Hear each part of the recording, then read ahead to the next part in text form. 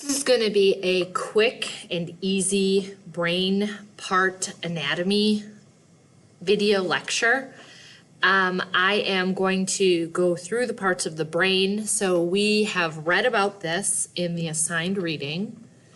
You have taken notes on this in the assigned reading if you did the assigned reading.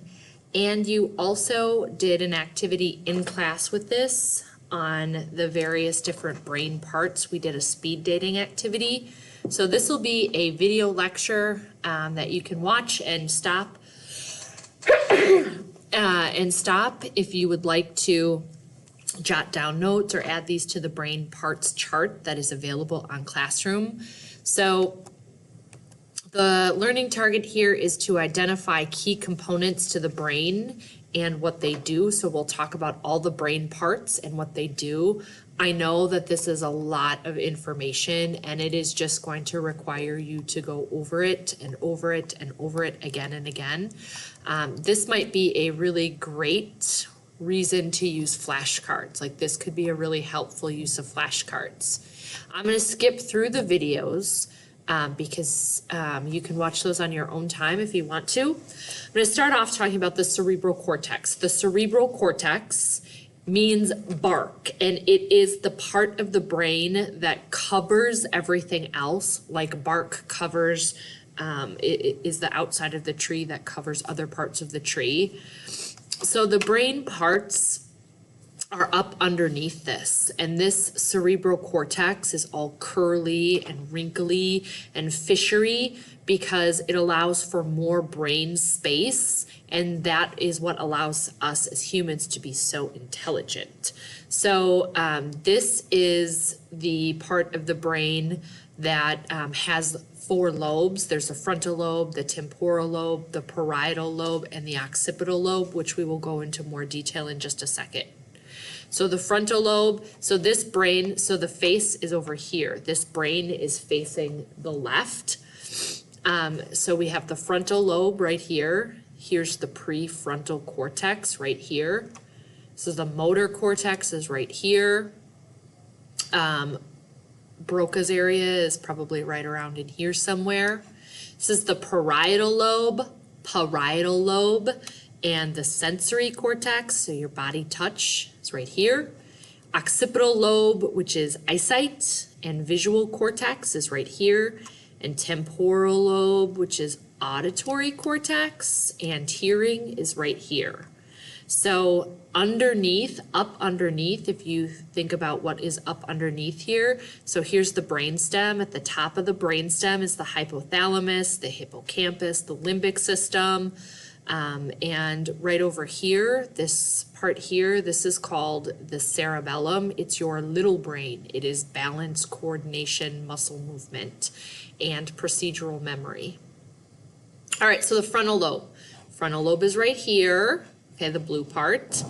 The frontal lobe is responsible for thinking, higher level thinking, like deep thinking, abstract thinking, planning, executive functioning. Your personality is there.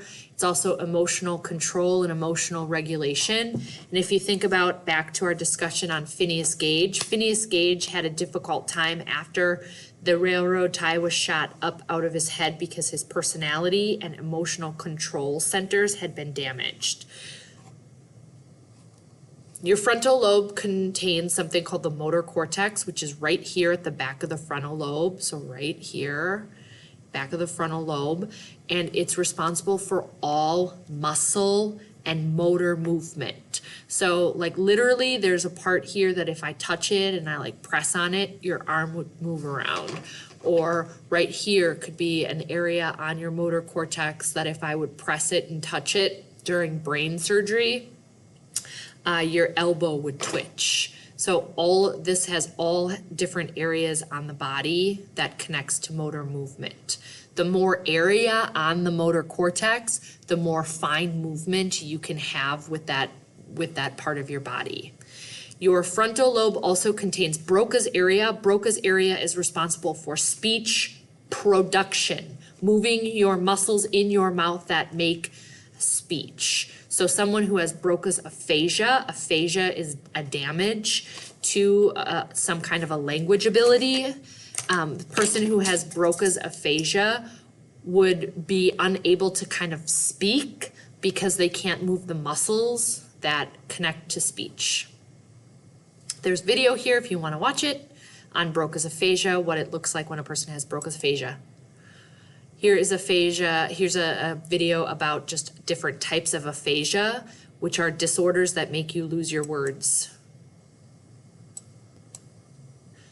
So here is a picture of that homunculus. A homunculus is right like the areas of the brain that connect to different areas on the motor cortex. Motor cortex is at the front of the frontal lobe or at the back of the frontal lobe. The sensory cortex is at the front of the parietal lobe. So when we talk about sensation, we're talking about body touch, and these are the areas that correspond with body touch sensation on the parietal lobe.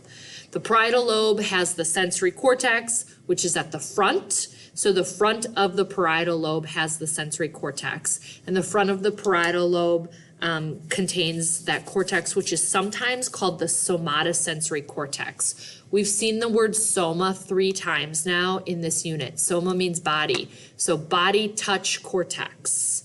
Most of the parietal lobe is what we call an association area. It has an area that might be memory, or it has an area that might be language, or it has an area that might be pattern recognition or color or face. So it's basically just an area that is not dedicated to a big specific duty, but has like a little area in which it associates to some kind of a behavior or some kind of a mental process.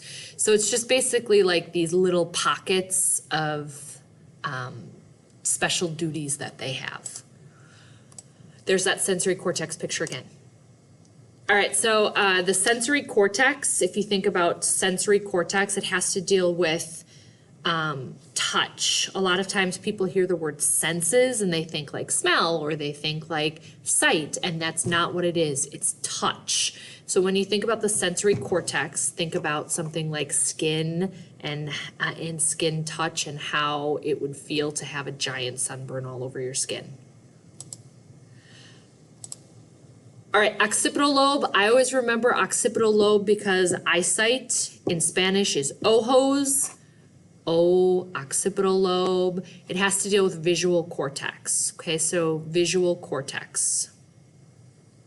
Visual cortex, another mnemonic that people sometimes like is having eyes in the back of your head. Your visual cortex is in the back of your head. Your temporal lobe is responsible for sound. It contains what we call the auditory cortex. So if you think of the word audition, audition means to hear. An auditory therapist is someone who works with hearing. You audition for a part in the school play. The auditory cortex is where you hear and you process sound. And then there's also a part of the brain in this area called Wernicke's area, and Wernicke's area is responsible for language, but not making language. Broca's area is making language, making speech. Wernicke's area has to deal with speech, understanding speech, comprehending speech. So if you had a Wernicke's aphasia, you would be able to talk just fine, but what you say makes no sense. So it's almost like you're speaking a foreign language. No one knows what you're saying, or you don't even know what you're saying. And this is an example of Wernicke's aphasia. You can watch the video if you want. Your brainstem is the part of your brain that all animals have. All mammals are going to have brainstems, or all like even more primitive animals are going to have brainstems because they control autonomic functioning and basic survival functions, heartbeat, breathing, stuff like that. So your brainstem, if you look here too, you'll see, right, this is the cerebrum or the cerebral cortex that covers the brain, the bark, and the brainstem comes up here, and then there's parts at the top of the brainstem, and that's why it's called bark, because the cerebrum covers all of that other stuff.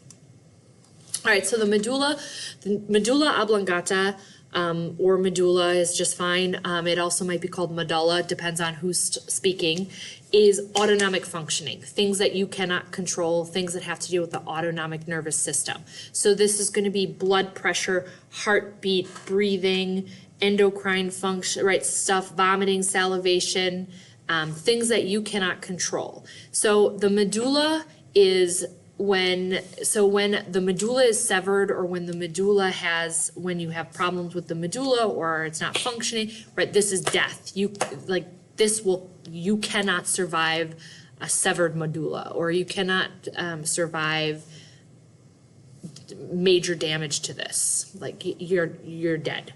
So you cannot live without the medulla. Other parts you could possibly have brain plasticity, or your brain could reorganize itself. Not so with the medulla. Pons has to do with relaxation. Pons has to do with coordinating the left and right side of the body, sleeping, dreaming, arousal. So if you think about like relaxing next to a pond, that could be helpful. Reticular formation, the mnemonic device that I like to use for this is rise and shine. It has to deal with arousal. So paying attention, arousal. When you hear your name shouted across the commons, it is because your reticular formation is activating and is paying attention to that.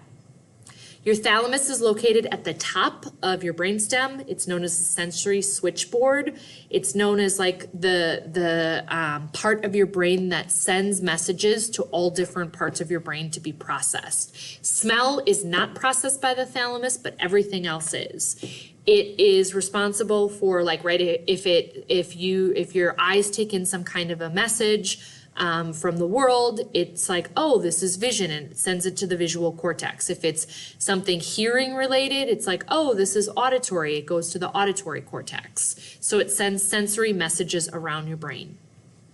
Your cerebellum is located at the back of your brain here. So this brain is facing right. So here's the frontal lobe. Here's the motor cortex, sensory cortex, occipital lobe, parietal lobe, temporal lobe.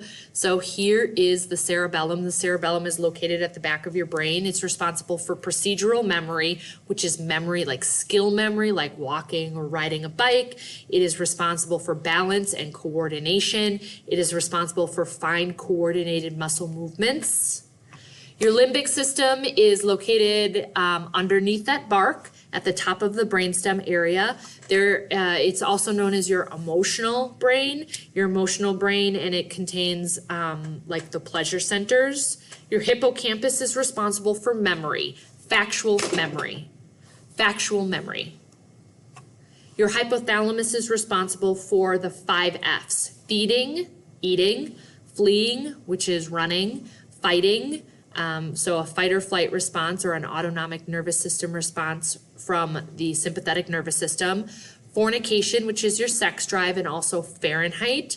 When we talk about the hypothalamus, it also controls your thirst, homeostasis, which I just heard Mr. Wirtz talking about yesterday, so you should have had this in biology, right? Your body's desire to maintain its status quo.